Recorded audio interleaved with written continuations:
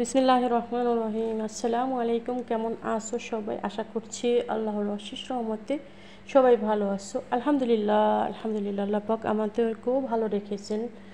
নিয়ে আসলাম লাইফস্টাইল আর একটা নতুন ব্লগ ভিডিও। আজকে খুব সহজভাবে যেভাবে তেহারি রান্না করো বা বিরিয়ানি রান্না করো, একদম সহজ ওয়েতে নতুনরাও পারবে, একদম ঝরঝরা, এত সুন্দর হয়েছে অল্প টাইমের ভিতরে। আর কারণ আমার হাতে টাইম ছিল না, এখানে মশলাটা আগে কষিয়ে নিছি। চিকেন তেহারি। আর সবাইকে জুম্মা মোবারক। কেমন আছো তোমরা সবাই? সবাই সবার জন্য দোয়া করব, এই জুম্মা মোবারকের উসিলে আল্লাহ জানি আমাদেরকে ক্ষমা করে দেন। আমি মশলাটা আগেই কষিয়েছি, আমার হাতে একদম টাইম ছিলই না। যেমন চিকেন ছিল না বাসায়, চিকেনটা দোকান থেকে কিনে এনে তারপর আগে মশলাটা কষিয়ে রেখে দিছি। চিকেনটা আনার পরে ঝটপট ধুয়ে বসিয়ে দিতেছি আর কি। আর এই সাইডে আমি টমেটো একটা কেটে দিছি, আর মানে সব মশলাপাতি পেঁয়াজ রসুন আদা রসুন সব কিছুই আর কি দিয়ে দিছি। ওগুলি দিয়ে কষিয়ে নিচ্ছি। ওখানে এই চিকেনের যে কিছু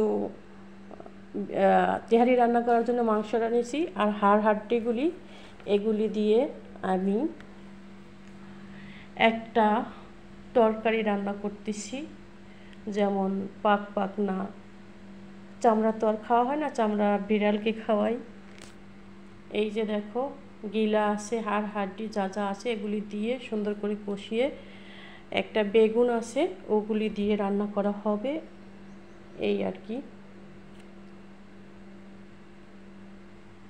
দেখতে থাকো আমি যেভাবে একদম সহজ উপায়ে অল্প উপকরণে ঘরে থাকা মশলায় এভাবে বিরিয়ানি রান্না করা, একদম সহজ।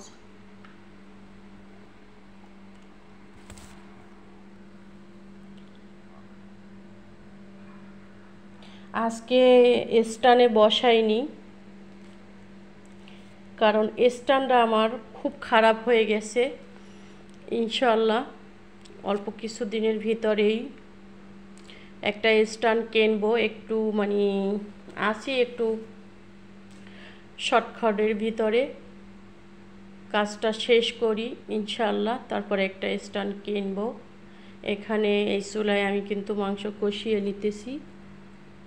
আসলে ব্রয়লার মুরগির মাংসর থেকে হাড্ডি কিন্তু খেতে অনেক আমার কাছে ভালো লাগে। এই তরকারিটা আমি রাত্রেও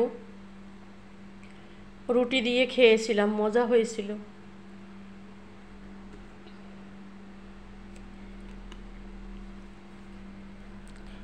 আমি এগুলি চেঞ্জ করে ফ্রাই প্যানে, এখন ফ্রাই প্যানটা ধুয়ে একই ফ্রাই প্যানে সব করতেছি। কে এত কিছু মাখে, থালা বাটি দুনিয়াদারি মাখা হয়।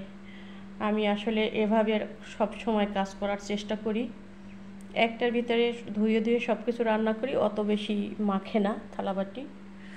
আর 2 দিন ধরে, আগে গরম ছিল হালকা পাতলা, 2 দিন ধরে সব জায়গায় শুনতেছি আর কি প্রচুর পরিমাণে গরম কিন্তু শুরু হয়ে গেছে। আল্লাহর রহমতে রমজান মাসটা তো একদম মনে হয় জান্নাতে ছিলাম। আলহামদুলিল্লাহ আলহামদুলিল্লাহ। জানি না আল্লাহ পাকের রহমতের জান্নাত কেমন হবে, নিশ্চয়ই মুমিনদের জন্য ভালোই হবে। এই যে আমার চিকেনটা কিন্তু ভাজা একদম শেষ। এখন আমি বাসমতি চাল দিয়ে রান্না করব আজকে, এটাই আছে আমার কাছে। একদম ভেজে নিচ্ছি চালটা, হালকা ভাজবো, অত বেশি ভাজাও লাগবে না। আর যে চিকেনটা রান্না করেছি তার গ্রেভিটা এখন কষানোর পরে উপরে দিয়ে দিচ্ছি। এটা দিয়ে সুন্দর করে কষিয়ে নেব। দেখো এভাবে কি বলবো, এভাবে কেউ অনেকেই রান্না করো আর কি, এভাবেও রান্না করলে কিন্তু টেস্ট হয়। মাশাআল্লাহ ভালো হয়েছিল। দুপুরেই শেষ হয়ে গেছে এগুলি খাওয়া, যেমন চালটা ভালো।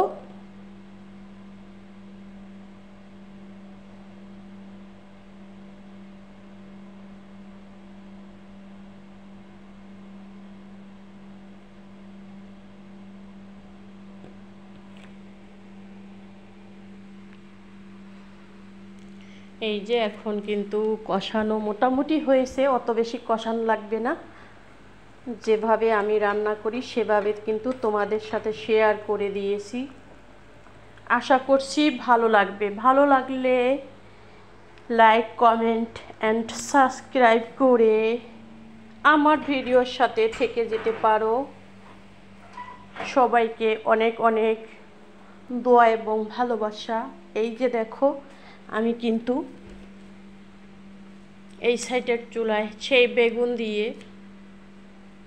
মাংস রান্না করতেছি। আর এখানে যখন পানিটা ফুটে উঠেছে, যেহেতু ভাজার সময় একটু ড্রাই হতে পারে, হয়ে গেছে, আগেই দিয়ে দিছি, কোনো সমস্যা নেই। সুন্দরভাবে ভাতের সাথে একদম হয়ে গেছিল, ভালোই লাগছিল মাশাআল্লাহ।